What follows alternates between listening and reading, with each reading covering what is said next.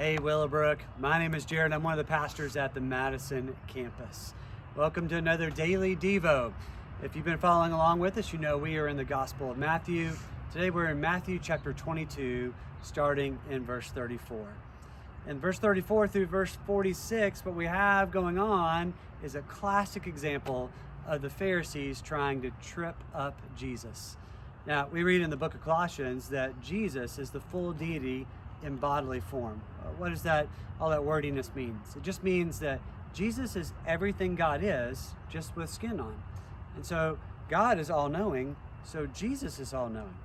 So it's kind of crazy to think that someone would try to trip up Jesus and trick him, asking him something he's not going to know the right answer to.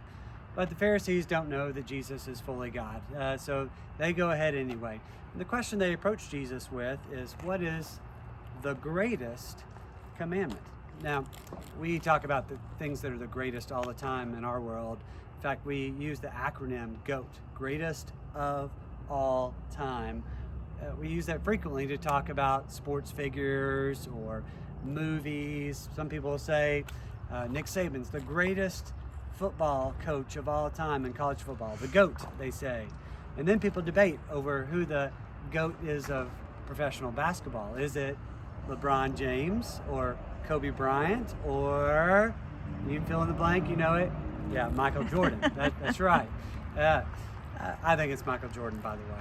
But they come to Jesus and they say, what's the GOAT of all commandments? Well, remember the Jews had over 600 commandments that they legalistically and absolutely confidently and critically obeyed.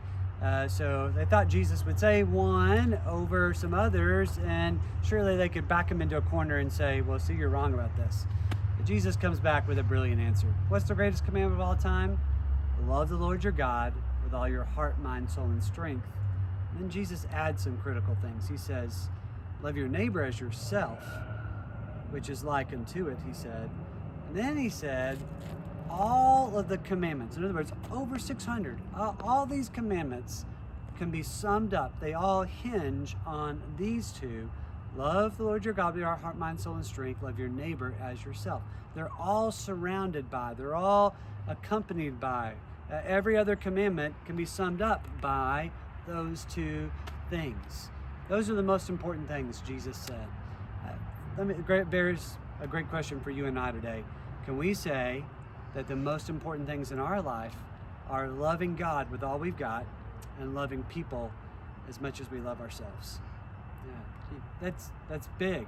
That's what our obedience is wrapped up in. It's not just the Jewish commandments, it's our obedience to God too. If you think about it, almost everything we do can be summed up with loving God with all our heart, mind, soul, and strength, and loving people well also. Think about that today as you're going through your day. Are you really pursuing God in a way that shows you love him above all else? And are you really loving people that shows that you love them as much as yourself? I hope you have a great day, Willowbrook.